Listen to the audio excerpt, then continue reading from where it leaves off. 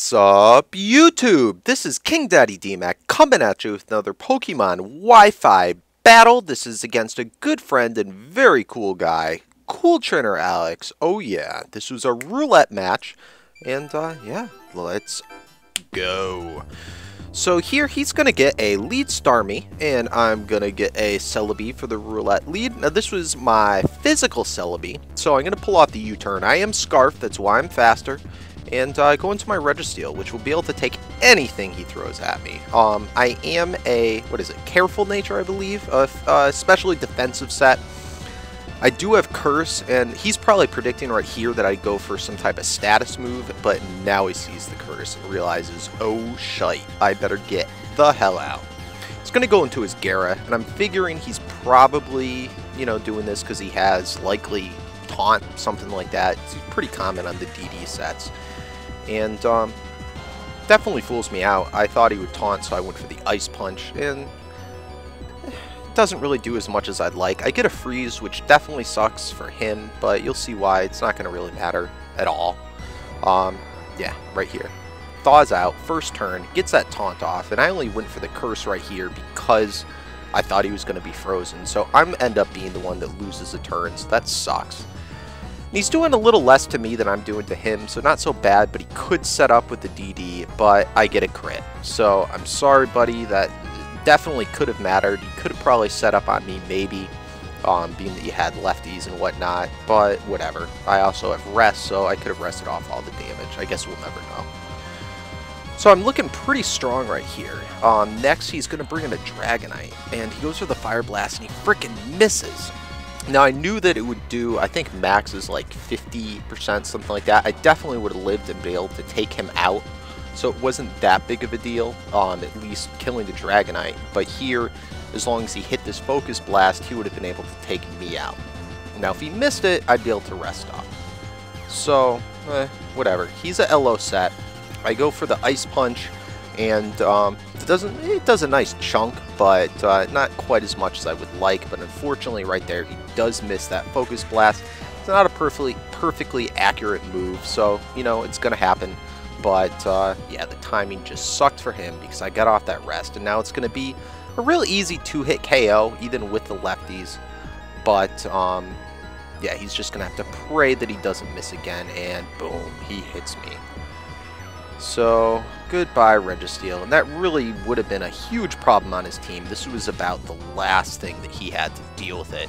I will be able to take out that Gengar with my Scarf Shaman. I ended up having 3 freaking Scarfers on this roulette, so definitely a disadvantage, on that aspect. I stayed in thinking he'd go for maybe the Will-O-Wisp. I wanted to kind of feel him out, but yeah, he ends up being a subset, so that kind of sucks. He's probably carrying Pain Split.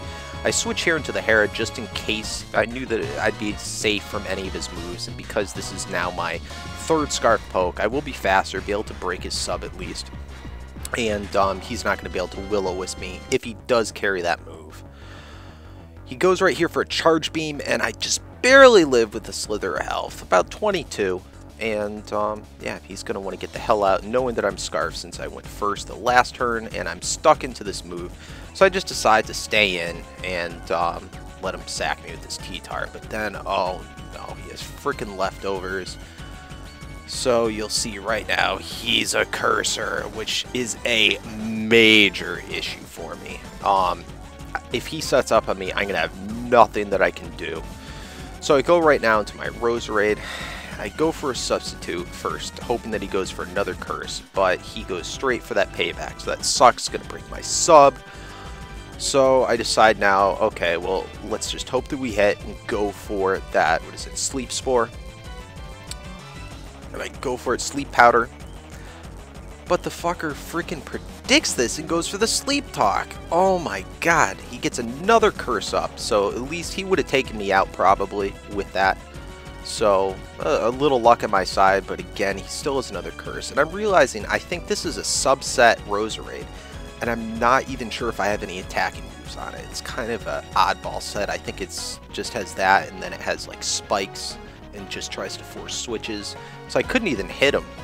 Now I'm going to go back into the Celebi, and this is basically going to be my solution to the problem. I go for the trick, and he, being the smart guy that he is, freaking predicts that as well and ends up going for an attacking move, just hoping to wake up. Thank God he doesn't wake. I'm going to be able to get out of there with a U-turn, get some type of damage on him. Plus I have that leech seed, so I'm going to be getting the residual damage, which is nice. But now he's not locked into sleep talk like I hoped he would be, and whenever he wakes up, he's going to just wreak havoc. So I go ahead, he still doesn't wake up, I set up the wish, and now he wakes up. He hits me, and this is kind of the moment of truth. How much is this going to do? Oh, and it does a lot. But because I have him leech seeded, and because I'm able to do the whole wish protect thing plus leftovers, I'm going to actually be able to stall him out and recover off basically everything that he does to me. So this really puts Alex into a pretty bad spot. I mean, he's got all these curses set up, which makes it, you know, plus he's stuck in that move. It makes him have to think, is it worth trying to stay in and, you know, maybe do something? But he's finally realizing it's just nothing's going to get done. I'm going to lose out and it's going to be complete waste. So even though this cursed tar is pretty useless, you know, once he switches out and has no stat boosts, but he's going to have to do it because otherwise it's, you know, it's pointless. So he goes into his Starmie as I get the wish from the previous turn and get up full health. Very good. And I'm not scared at all of the Starmie. Even with the Life Orb, it's not going to do that much to me. And I'm going to be able to continue just chilling, wish protecting, and between Sandstorm and Life Orb, he's just going to end up killing himself. But at the same time, you know, it's so close to dead, it's not even worth switching out. So he's just going to stay in, hope that I overpredict and don't go for the protect, and maybe get something on me. But I'm just going to play it safe. This isn't the time of the game to... There's no need for me to overpredict or do anything sneaky. So now he just has these two pokes left, that T-Tar, which is pretty much shut down, in this Rotom. And right here's another moment of truth in the game. Doesn't do as much as he would have liked on that charge beam, doesn't get a stat boost. And right here he's going to hope that I go for, again, the whole wish protect thing, and he decides, well, I'll take the chance and go for a sub. But unfortunately, again, I'm just trying to kill this thing.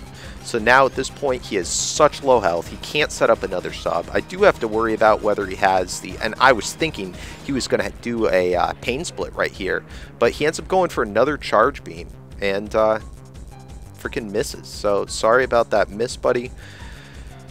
Really stinks. It's been pretty bad for him this match. Pretty unlucky. But anyway, now he goes into his T-Tar. I told him just to go ahead and go for the rest. I felt bad about all the other stuff. Not that it's really going to matter, but I told him I'd trick off the Scarf and then trick it back to him so that, you know, it kind of maybe makes up for some of the events that happened in the game.